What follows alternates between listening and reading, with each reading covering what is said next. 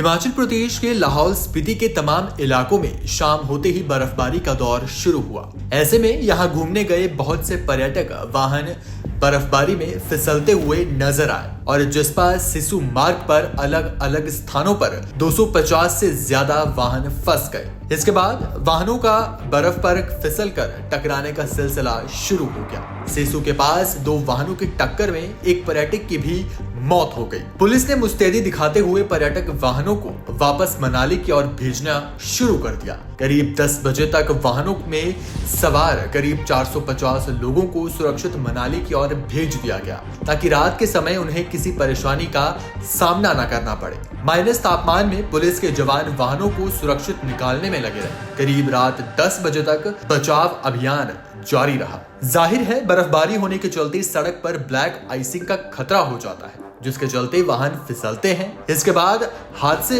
होने का भी अंदेशा रहता है। वहीं पुलिस के जवानों का भारी माइनस तापमान में बर्फबारी के बीच भी काम करना ये काबिले तारीफ है। ऐसे में अगर आप पहाड़ों का रुख कर रहे हैं बर्फबारी देखने के लिए तो थोड़ा सोच समझ कर ही जाइए। हिमाचल प्रदेश के लाहौल स्पीति के तमाम इलाकों में शाम होते ही बर्फबारी का दौर शुरू हुआ। ऐसे में यहाँ घूमने गए बहुत से पर्यटक वाहन बर्फबारी में फिसलते हुए नजर आए और जिस्पा सिसु मार्ग पर अलग अलग स्थानों पर 250 से ज्यादा वाहन फंस गए। इसके बाद वाहनों का बर्फ पर फिसलकर टकराने का सिलसिला शुरू हो गया। सिसु के पास दो वाहनों की टक्कर में एक पर्यटक की भी मौत हो गई। पुलिस ने मुस्तैदी दिखाते हुए पर्यटक वाहनों को वापस मनाली की ओर भेजना शुरू कर दिया। करीब 10 बजे तक वाहनों में सवार करीब 450 लोगों को सुरक्षित मनाली की ओर भेज दिया गया ताकि रात के समय उन्हें किसी परेशानी का सामना न करना पड़े।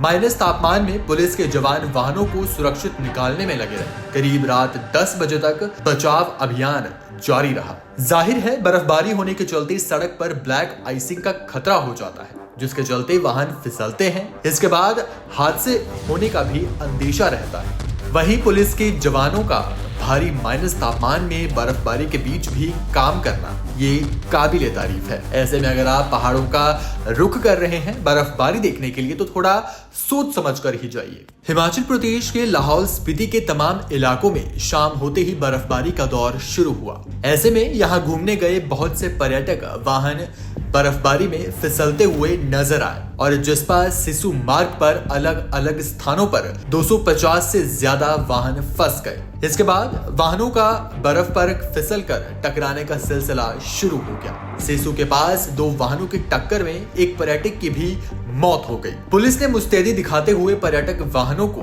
वापस मनाली की ओर भेजना शुरू कर दिया। करीब 10 बजे तक वाहनों में सवार करीब 450 लोगों को सुरक्षित मनाली की ओर भेज दिया गया ताकि रात के समय उन्हें किसी परेशानी का सामना न करना पड़े। माइनस तापमान में पुलिस के जवान वाहनों को सुरक्षित निकालने में लगे रहे। करीब रात 10 बजे तक बचाव अभियान जारी रहा। जाहिर है बर्फबारी होने के चलते सड़क पर ब्लैक आइसिंग का खतरा हो जाता है, जिसके चलते वाहन फिसलते हैं। इसके बाद हादसे होने का भी अंदेशा रहता है।